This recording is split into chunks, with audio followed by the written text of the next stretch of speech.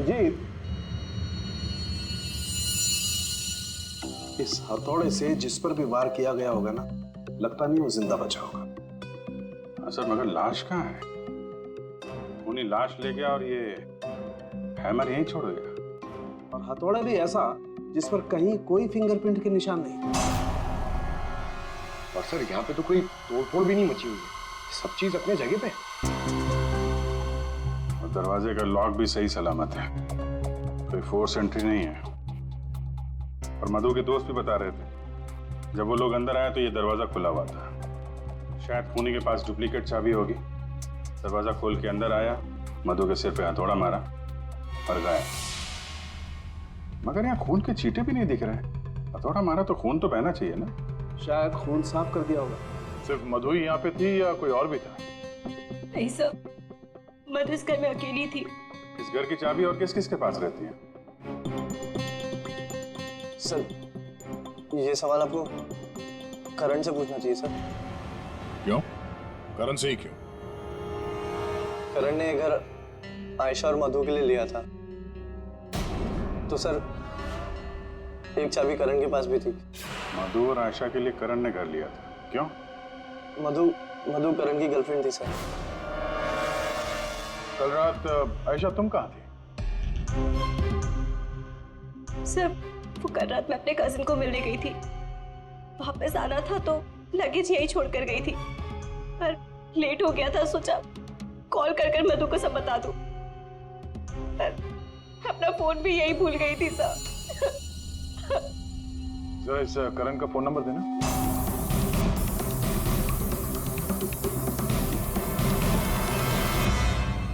Sir of. वो मेरे पास उसकी मम्मी का नंबर है। कल करण जब मुझे कजिन के यहाँ छोड़ने गया था तो कह रहा था कि वो घर जा रहा है मम्मी के पास।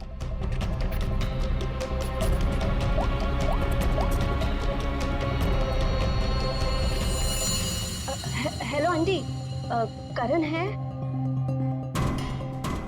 कल रात को आया था क्या वो?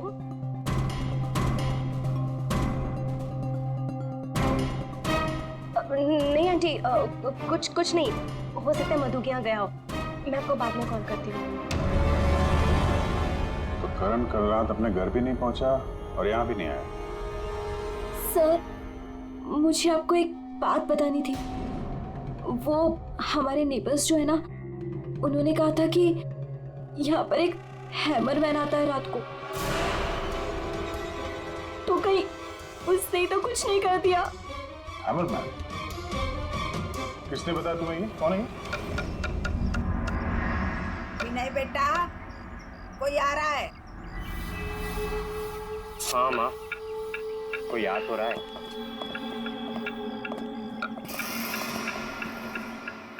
सब्जी काट रही है या लकड़ी काट रही है? काट वहाँ रही है, आवाज यहाँ तक आ रही है। रमोला जी, आपने कल इनसे हैमरमैन के बारे में कुछ बोला था क्या? आप ऑफिसर है, उस घर में कुछ हुआ है क्या? जी हम लोग सीआईडी से। उस घर में क्या हुआ ये बाद में बताएंगे। पहले आप लोग ये बताइए, हैमरमैन कौन है? क्या बता रखा है इन लोगों को आपने? नहीं है वो सच में। रोज शाम को आता है और हैमर से दरवाजे और खिड़कियों पे ठोकता है। आप देखिए ना, वो उधर निशान बने। कल भी आया था रात को 8:30 बजे। सामने के घर में ठोक रहा था। इसीलिए मैंने पूछा कि उस घर में कुछ हुआ है क्या? आपने हैमरमैन को देखा? देखा है। आपने हैमरमैन का चेहरा देखा? हाँ देखा है। कैसे दिखता है वो मास्क पहनता है। अच्छा, कल रात भी कुछ हुआ था? कुछ देखा है, सुना है आप लोगों ने? हाँ देखा था।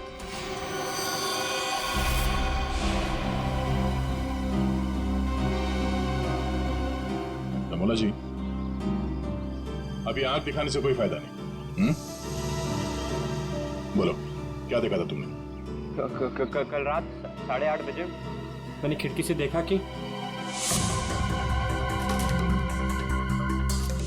बस फिर मैंने नहीं देखा, माँ ने खिड़की बंद कर दी थी। एक आदमी और एक औरत। वो आदमी तो करण हो सकता है। और सर वो औरत? करण की कोई साथी? दोनों अंदर गए, मधु का खून किया और लाश लेके पीछे के रास्ते से निकल गए। एक बार पीछे की तरफ देख लेते हैं। आप लोग यहीं पे रुकिए। पूर्वी, इनसे हैमरमैन का स्केच बनवाओ। पीछे के दरवाजे से वही घुसेगा जिससे अपने पड़ोसियों की नजरों से बचना होगा। तो नहीं होगा जो मधु को लेकर निकल गया।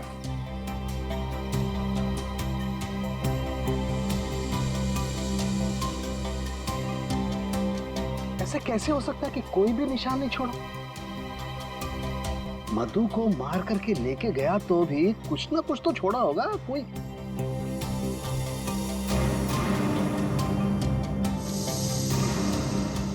एक मिनट, ठीक है।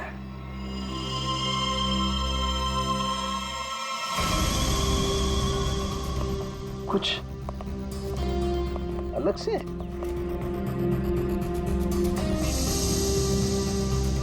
नहीं, मिट्टी यहाँ पे?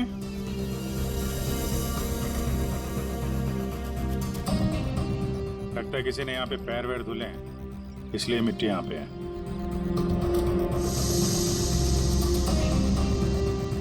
अभिजीत, ये मिट्टी में जो है ये बहुत खास है। ये देखो, इस मिट्टी में एल्गी है। शैवाल?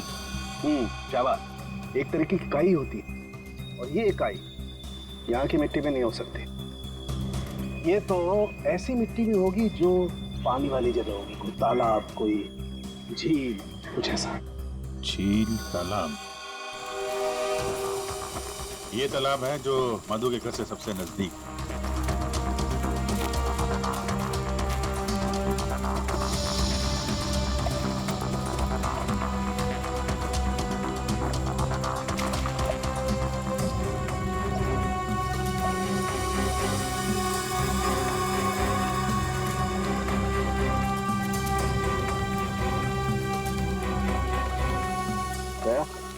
अभिजीत, ये देखो, यही कीचड़ वाली मिट्टी उस मधु के घर में, इसमें भी वही एल्गी है, वही काई। अब तो ये मिट्टी अपने आप तो नहीं आई होगी ना, कोई ले गया होगा यहाँ से। अरे यार पंकज, जो आदमी इस तालाब से मधु के घर गया होगा उसके जूते के साथ चली गई मिट्टी। अब गया तो वही होगा जिसके पास मधु के घर की चाबी थी।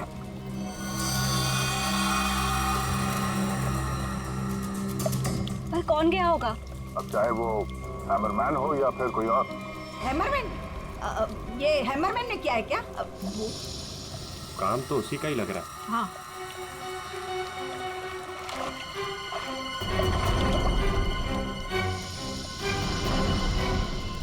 हाँ, वहाँ नीचे कुछ दिख रहा है।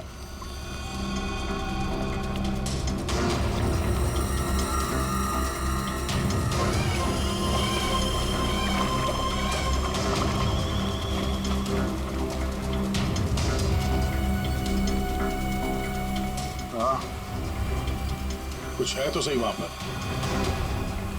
डाइवर्स को बुलाते हैं। और क्रेन भी।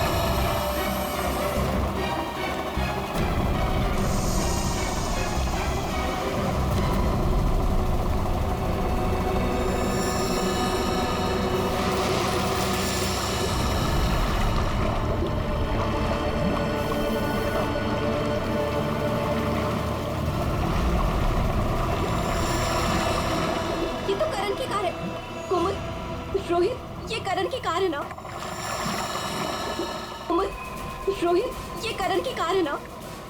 पर करण अपनी कार इस तालाब में क्यों फेंकेगा?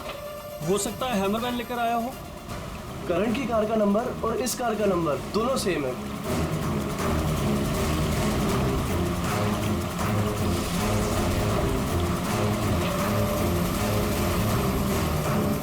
लेकिन ये कार यहाँ आई कैसे होगी? और जाहिर सी बात है, करण की कार अपने आप इस झील में तो नहीं गई होगी। और कल करण ने आयशा से कहा था ना कि अपनी माँ के घर जा रहा है, तो अपनी माँ के घर तो नहीं गया, मधु के घर गया। मधु के घर की चाबी भी थी उसके पास। लगता है ये करण ही हैमरमैन हो। ये हैमरमैन के साथ मिलके उसने मधु का फोन कर दिया, लाश इसमें डाल दी और कार पानी में फेंक दी। आप लोग यहीं पे रुकिए।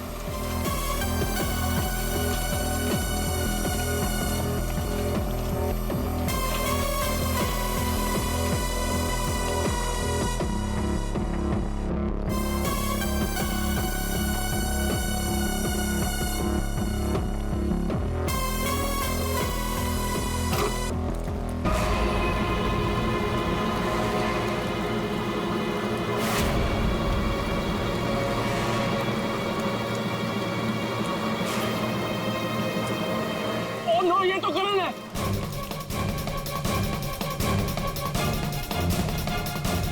प्लीज प्लीज आगे मत जाइए।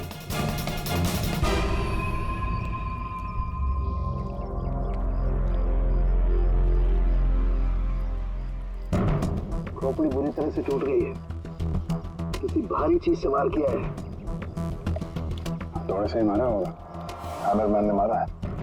सर मतलब हैमरमैन ने करण को मारकर लाश गाड़ी में डाल दी और गाड़ी तालाब में फेंक दी। फेंका नहीं पूर्वी, इधर ढलान पे धक्का दिया और गाड़ी सीधा झील में। सर मगर अगर गाड़ी को धक्का मार के वहां तालाब में डाला है तो फिर ये नॉर्मल पतला दुबला आदमी नहीं होगा सर। ये हैमरमैन बहुत तगड़ा होगा सर, हट्टा कट्टा। या फिर दो लोग होंगे। अब ये करण तो मिल गया, मधु को ढूंढना है।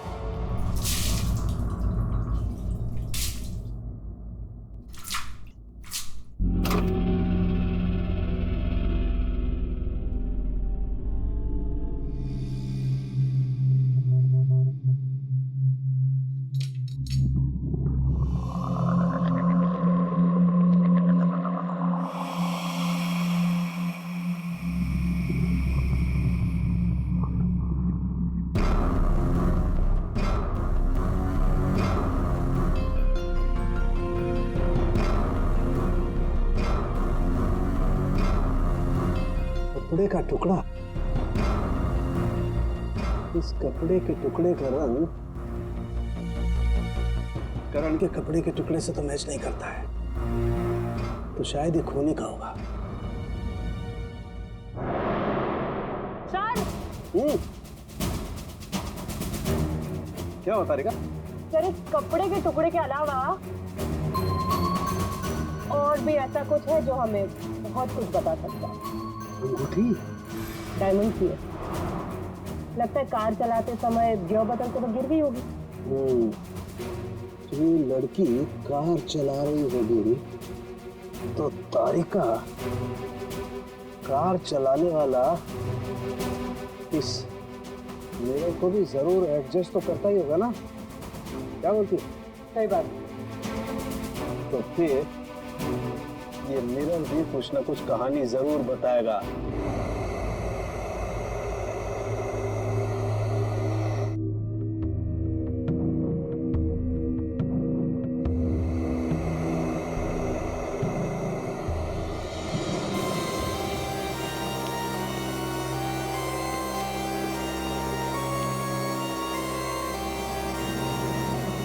शीशे के बाल सुखा रहे हैं क्या? पूरा शीशा सुखा रहा हूं। जब ये सूख जाएगा ना बहुत कुछ बोलेगा, लेकिन फिलहाल ये करण ने और अंगूठी ने जो बोला है वो सुन लीजिए। इस हथौड़े पर जो खून लगा है ना, बस ये करण के खून से मैच होता है। मधु के घर में करण की ही हत्या हुई। और सर ये हीरे की अंगूठी मिली हमें उस गाड़ी में से, ड्राइवर सीट के नीचे पैरों के पास। ये अंगूठी? ये तो मधु की है। हाँ सर, हमने मधु के घर से उसके कुछ फोटोग्राफ्स लिए थे, उसमें मधु ने यही अंगूठी पहन रखी। इसका मतलब वो कार जेल तक मधु चला कर लाई और इसीलिए वहां मोटी कार में गिर गई। तो क्या करण का खून मधु ने किया? नहीं दिया, मुझे नहीं लगता। ये चक्कर कुछ और ही है। अगर ये अंगूठी मधु रेगुलरली पहना करती थी तो इतने आसानी से उंगलियों से निकलेगी ही नहीं ना। वो गिरेगी ही कैसे? वो तो जरूर वहां पर जानबूझकर डाली गई थी ताकि सारा शक मधु पर जाए और हम मधु के आसपास ही घूमते रहे। और सर मधु का भी अभी तक कुछ अता पता है नहीं। लो भाई, इस शीशे ने भी मुंह खोल दिया है। ये देखिए, इस पर बहुत सारी उंगलियों के निशान हैं। मधु यहाँ पर है नहीं, वरना उसकी उंगलियों से मैच करके देख। कोई बात नहीं सर, जब मधु मिल जाएगी तो मैच कर लेंगे। काम करते हैं, 7 बजे से लेकर 9 बजे तक ये करण कहां कहां था इसके डिटेल्स निकालते हैं। अपने आप सब कुछ पता चल जाएगा। सर करण का सेलफोन डेटा जो हमें मिला उससे ये पता चलता है कि करण और आयशा 6:44 पर मधु के घर से निकले थे और उसके बाद 7:15 पर करण ने आयशा को ए ब्लॉक पालिन चौक ब्लू पार्क पे ड्रॉप किया था और वहां से करण को जाना था अपनी माँ के घर बराली, लेकिन वहां ना जाकर ये वापस मुड़ता है और मधु के घर की तरफ आता है और उसी रास्ते में 5 किलोमीटर तक जाने के बाद सर करीब 7:30 बजे जेसी मार्केट फुलवाड़ी में वो रुकता है और यहाँ पे एक और नंबर आके उससे मिलता है सर और ये नंबर करण के साथ करीबन 10 मिनट तक रहता है और उसके बाद वो नंबर गायब हो जाता है और वहां से करण मधु के घर पहुंचता है 8 बजे और 8:40 पर उसका फोन बंद हो जाता है। दूसरा नंबर किसका है जो करण से जेसी मार्केट में मिला था? सर रोहित का। रोहित, तुम करण का खून होने से पहले उससे मिले थे पूरे 10 मिनट के लिए, क्यों? सर मैं अपने दोस्त की मौत से बहुत ज्यादा डरा हुआ था सर, और मुझे समझ में ही नहीं आ रहा था कि मैं कैसे रिएक्ट करूं, क्या बोलूं। वो तो अचानक से उस दिन मैं उसे जेसी मार्केट में मिला, मैंने सडनली उसे वहां देखा। अरे करण! हे रोहित, कैसा है यार? कैसा है मेरा भाई? अरे तू यहाँ इस खिलौने की दुकान में क्या कर रहा है यार? तुझे यहाँ क्या जरूरत पड़ गई आने की? अरे बस ऐसे यार, किसी के लिए सरप्राइज ले रहा था और उसे सरप्राइज ही रहने दे। अच्छा सरप्राइज? चल यार, मुझे थोड़ी जल्दी है। कल मधु के इधर तू आ रहा है ना पार्टी में? हाँ कल आ रहा हूँ ना, लेकिन तू जा कहाँ रहा है? बस यार थोड़ा जल्दी में। अरे मैं तुझे छोड़ देता हूँ, चल। मेरी कार पार्क है यहाँ, तू कल मिल मुझे। अच्छा चल, सी यू, बाय। और मेरे लिए तो ये सरप्राइज की बात थी सर, क्योंकि मैं उससे 2 महीने बाद मिल रहा था। ठीक है, तुम जा सकते हो, लेकिन जब तक इस केस की तहकीकात पूरी नहीं होती तुम ये शहर छोड़कर कहीं नहीं जाओगे। जाओ।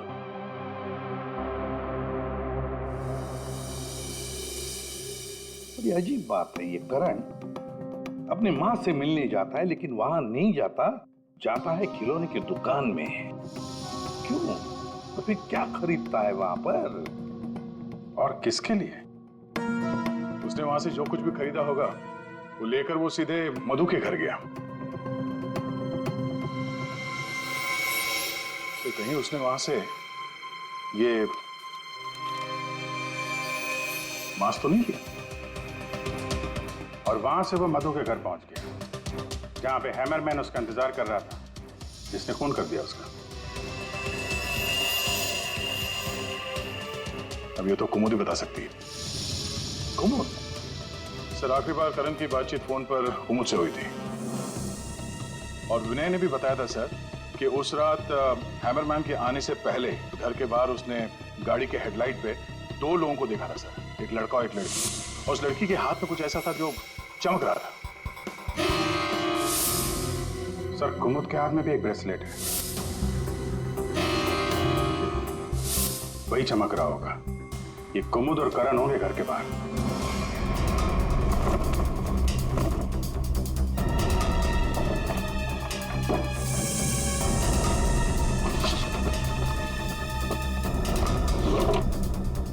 जब से करण की लाश मिली है तालाब में, तब से खूनी और भी होशियार हो गया। सर लगता है ये टीम बहुत छोटी है सर, कुमुद, मधु और ये हैमरमैन। लेकिन ये हैमरमैन मिले तो सही, अभी तक तो सिर्फ उसका हैमर ही मिला है तो उसने हमारे लिए छोड़ा है। मैन तो गायब ही है। सर ये कुमुद तो भागने की तैयारी से घर से निकली, सारे कपड़े लेकर भागी और उसका मोबाइल भी स्विच ऑफ आ रहा है। अरे ये कहां से आ गए यहाँ पे? कौन कहां से आ गया? ये देखो। इसका मतलब है ये कुमुद रमोला और विनय को पहले से जानती थी। एनवेलप पे डेट पिछले महीने की है और ये कुमुद बोल रही थी कि ये रमोला और विनय को पहले कभी मिली ही नहीं। तो कहीं ये माँ बेटे रमोला और विनय इस पूरे साजिश में शामिल तो नहीं? मिलते हैं माँ बेटे से।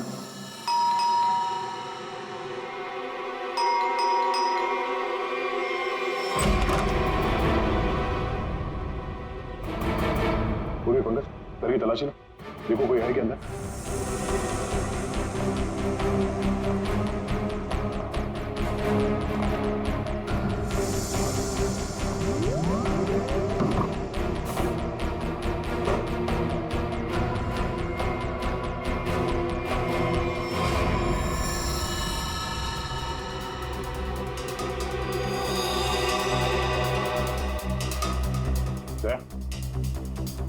हाँ? ये दीवार देखो यार।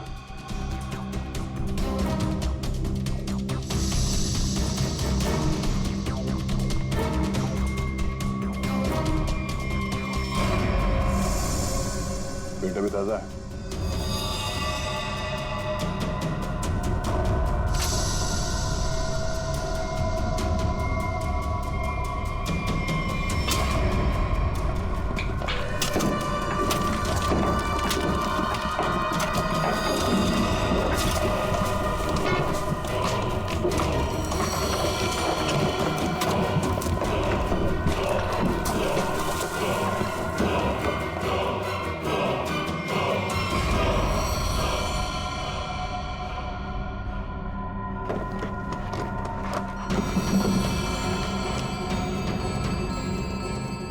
ये तो मधु है, मार के गाड़ दिया दीवार के अंदर। इसीलिए हमें ये कहीं मिल नहीं रही थी।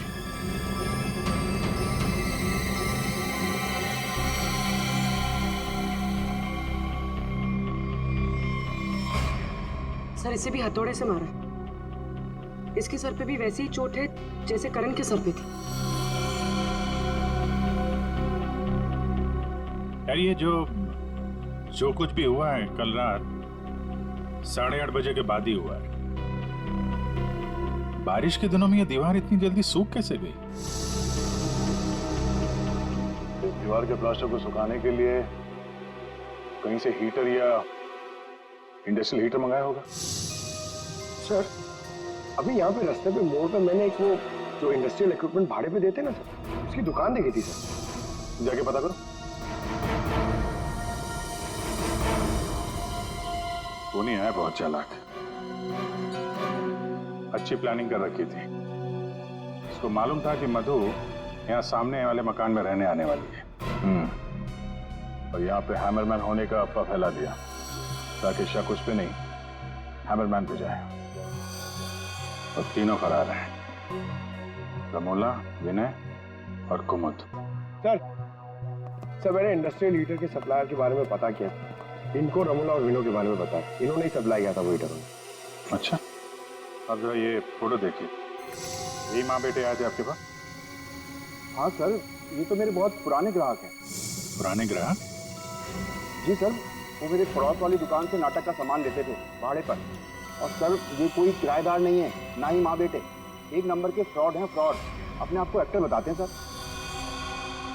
आपको पता है ये दोनों कहाँ रहते हैं?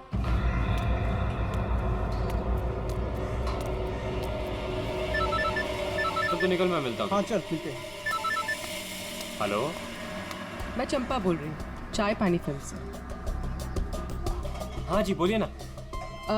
आपकी एक्टिंग के इतने चर्चे सुने और आपका नंबर मुझे इतनी मुश्किल से मिला है। बस हमने डिसाइड कर लिया है, हम आपको अपनी अगली फिल्म में लॉन्च करेंगे। लॉन्च करेंगे मुझे? मतलब आखिर आपने मेरा टैलेंट पहचान ही लिया? हाँ, अब 1-2 दिन में शूटिंग शुरू हो जाएगी। बस एक प्रॉब्लम है, आपकी बड़ी बहन के कैरेक्टर के लिए कोई अच्छी एक्ट्रेस मिल नहीं रही। बस वो कंफर्म हो जाए तो हम शूटिंग शुरू कर देंगे। अच्छा बड़ी, अरे है ना, बड़ी बहन है, मैं आपकी प्रॉब्लम सॉल्व करता हूँ। अरे वाह, आपने तो मेरी टेंशन ही खत्म कर दी। आप अपनी गली के बाहर आ जाइए, मैं गली नंबर 7 पे खड़ी हूँ। अरे तेरी, अरे मौसी बाहर निकलो। क्या है? अरे बाहर निकलो। क्या हुआ? अरे अपनी किस्मत खुल गई, रोल मिला है अपने को। रोल? हाँ। कौन दे रहा है? कहाँ? अरे बाहर खड़े हैं ना गली के, तुम चलो मेरे साथ, चलो चल, चल, चल। चलो चलो।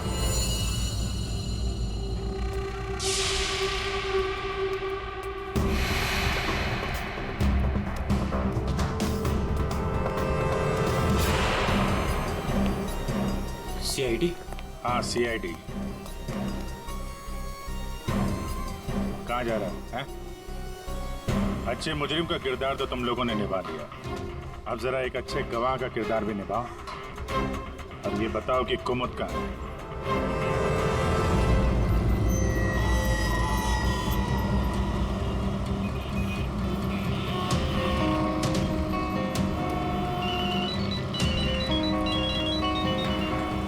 अरे तुम यहाँ हो, मैंने ध्यान ही नहीं दिया। तुमने क्यों कॉल किया मुझे? सब जानते हो फिर भी। अब मैं क्या करता? CID बुलाएगी तो क्या? आना ही पड़ेगा। CID? तुमने मुझे CID के कहने पे यहाँ बुलाया? मैडम आप बहुत स्मार्ट हैं, लेकिन हम आपसे ज्यादा स्मार्ट हैं। सर आप मेरी बात सुनिए। बात सुनेंगे आपकी, लेकिन ब्यूरो चल के सुनो। चलिए। कहाँ भाग रही मैडम? पैदल ही जाएगी क्या CID ब्यूरो तक? गाड़ी लाए हम तुम्हारे। चल। ओह माय गॉड यार, ये जगह कितनी सुंदर है। वाओ, कितनी अच्छी जगह है ये।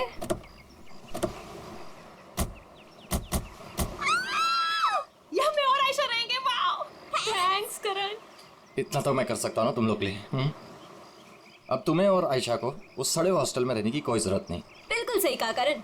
वैसे करण, मधु, मुझे लगता है ना कि जिस दिन तुम्हारी और मधु की शादी हो जाएगी ना, उस दिन तुम तो मधु को पूरा के पूरा मोहल्ला ही गिफ्ट में दे देने वाले हो।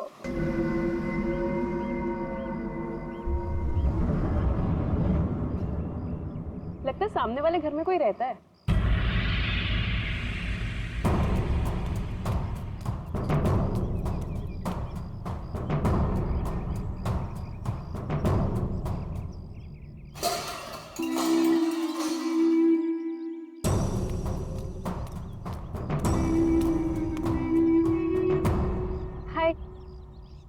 मधु, ये आयशा, हम आपके पड़ोसी हैं। हाय। और आप? मैं सामने के घर में रहता हूँ अपनी माँ के साथ। मेरा नाम विनय है और वो खाना अच्छा बनाती है। अब वो कौन? मेरी माँ खाना अच्छा बनाती है। तुम कौन हो? मैं करण हूँ, मधु का बॉयफ्रेंड। Boyfriend girlfriend boyfriend? गलत बात है। नहीं मैंने कहा है बॉयफ्रेंड गर्लफ्रेंड, गलत बात है। विनय,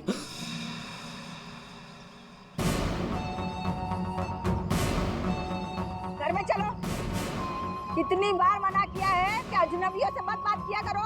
आ रहा हूँ ना। देखो वो मेरी माँ है, उनको नमस्ते करो। अरे नमस्ते करो उनको।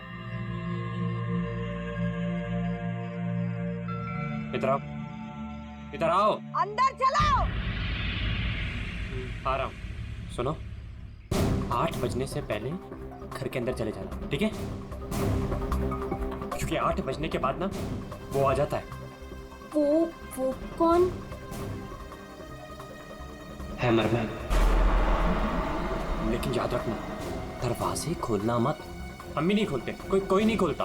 ध्यान रखना, दरवाजे मत खोलना, ठीक है? मैं जा रहा हूँ, bye.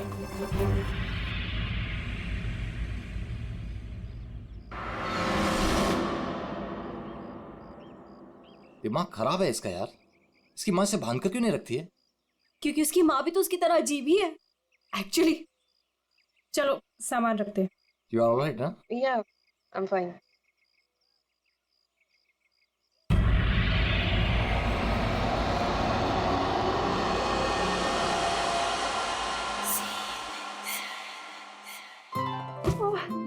Beautiful. Thanks Karan, you really love me. अच्छा गाइस सुनो ना, हम ना यहाँ पर एक कल गेट टुगेदर पार्टी करते हैं। व्हाट से? हाँ कुछ भी करो यार, ये घर तुम्हारा ही है और ये रही घर की चाबियां। एक सेकंड, एक चाबी मैं रख लेता हूँ, क्या पता कब जरूरत पड़ जाए। आयशा एक चाबी तुम भी रख लो, ये लो। थैंक्स। ओह नो, क्या हुआ? 6:40 हो गए। मुझे सर्विस सेंटर जाना था अपनी कार लेने, और उसके बाद फिर माँ को भी मिलने जाना है। करण, एक मिनट रुको। मुझे रास्ते में अपनी कजिन क्या ड्रॉप कर दोगे? वो प्रोजेक्ट कंप्लीट करना है मुझे। अरे तुम मेरे साथ चलोगी तो मधु का ख्याल कौन रखेगा? करण, मैं अपने घर में हूँ, जंगल में नहीं हूँ। तुम आयशा को लेकर जाओ, don't worry, I will be fine. Are you sure? Yes. Thanks Madhu. लेकिन मधु अंदर से दरवाजा बहुत अच्छे से बंद कर लेना। ओके ठीक है, चलो बाय।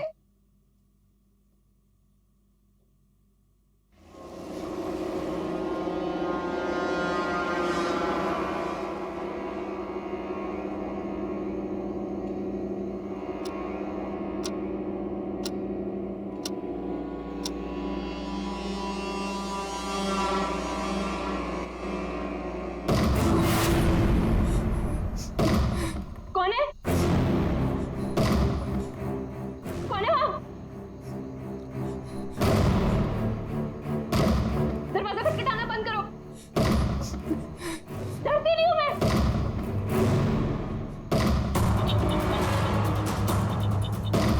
क्या करूँ? करण को फोन कर।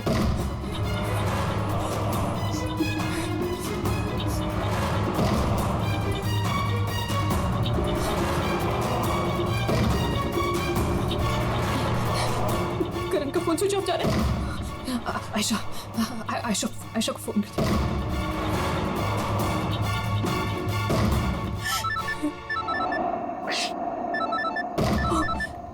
अब क्या करूं?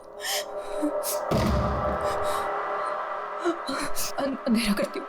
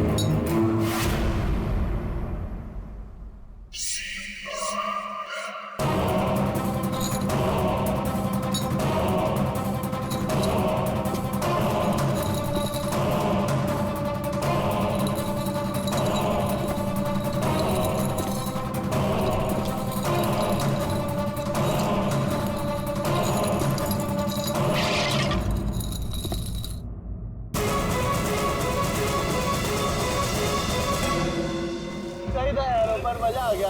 कल रात को तो क्या मस्ती मारी यार। अरे पूछो मत यार, मजा आ गया था। बस रोक दो भैया, थैंक यू। अरे मधु ना आज मेरी जान ही ले लेने वाली है। एक तो मैं अपना फोन भूल गई, रात को घर भी नहीं आई। लगता है आज तो वो मुझे ना पक्का इस घर से निकाल ही देने वाली है। अरे अगर वो तुझे घर से निकाल देगी तो हम तुझे घर के अंदर फिर से डाल देंगे। क्यों अभी? ओहो मैडम, घर से तो तब निकलोगी जब घर के अंदर जाओगी। जाओ, डोरबेल बजाओ, मधु को लेके लंच पे जाना है, वीकेंड की प्लानिंग करनी है। गो फास्ट। जा रही हूँ। और जल्दी आओ।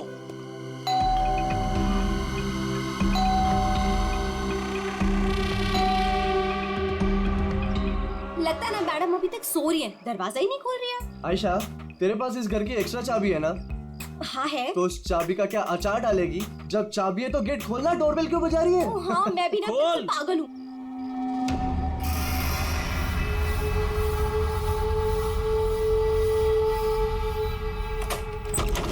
मधु, अरे मधु कब तक सोएगी? उठ मधु, मधु,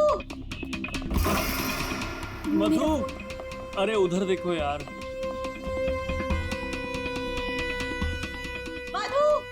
मधु बाथरूम में भी नहीं है। अरे वो तो बाहर भी नहीं है यार। यार ये मधु कहाँ चली गई है? मुझे बहुत टेंशन हो रही है, वो ठीक तो होगी ना? मधु मधु मधु मधु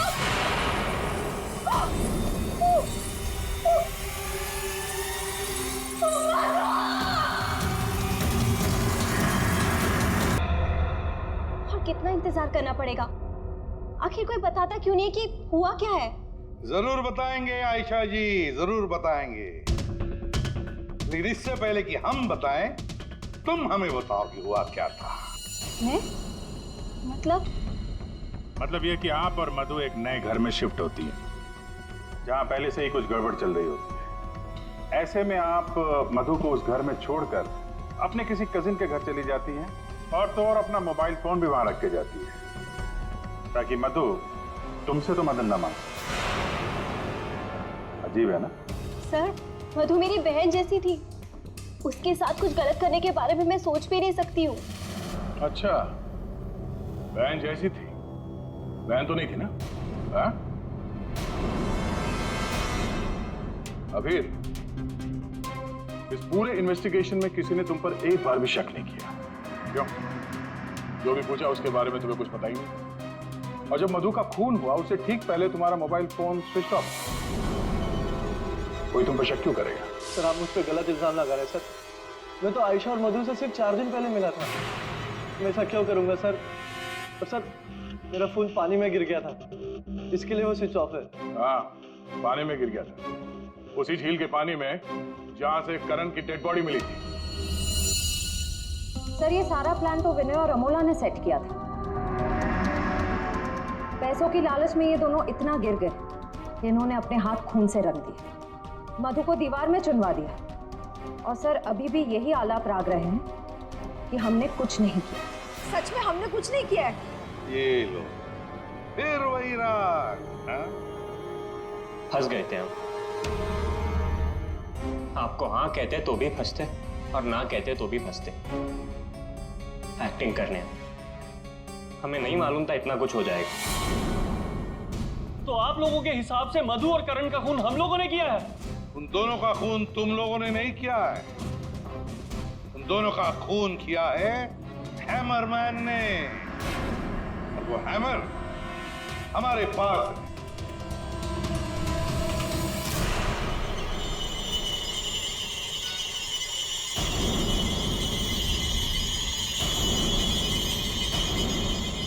कुमुद, ये कहाँ थी? ये हैमर छुपाने गई थी, हमने ढूंढ निकाला, है ना? I'm sorry रोहित, मुझे माफ कर दो। तुमने मुझसे वादा किया था कि तुम मेरा नाम नहीं लोगे, मैं तुम्हें छोड़ूंगा।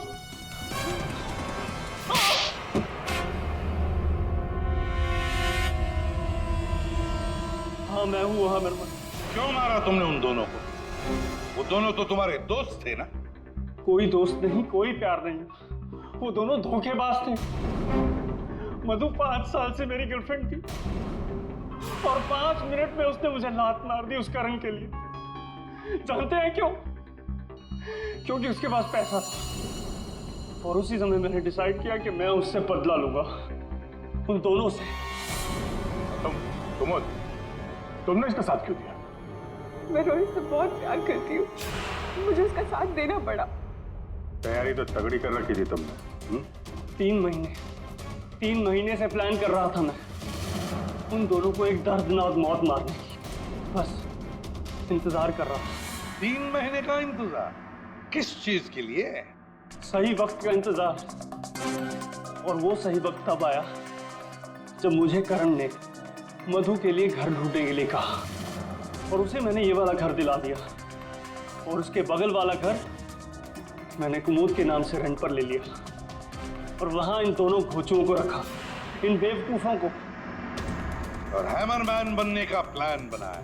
बन गए हैमरमैन ताकि तुम पर कोई शक न करे।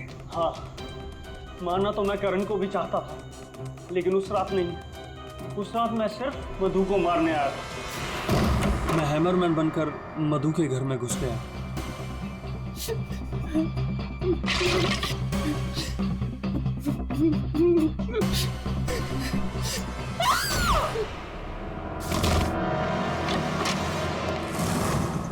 और मुझे इस बात का बिल्कुल भी अंदाजा नहीं था कि करण भी वहां पर आ जाएगा।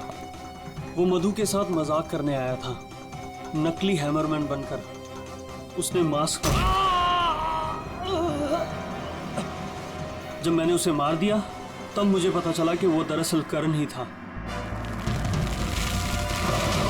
मैंने कुमोद, रमोला और विनय की मदद से दोनों लाशों को ठिकाने लगा दिया। रोहित जी, ये हथौड़ा हमें ना भी मिलता ना तब भी तुम बच नहीं सकते थे, क्योंकि करण और मधु ने मरने के बाद भी हमें बताया कि खूनी तुम हो। रोहित, कुमुद, रमोला और विनय, तुम सब ने मिलकर मधु और करण का खून किया है। अब जेल में बैठकर हैमरमैन की नई नई कहानियां सुनाते बैठना इन सबको, तब तक फांसी का ऑर्डर तो आ ही जाएगा।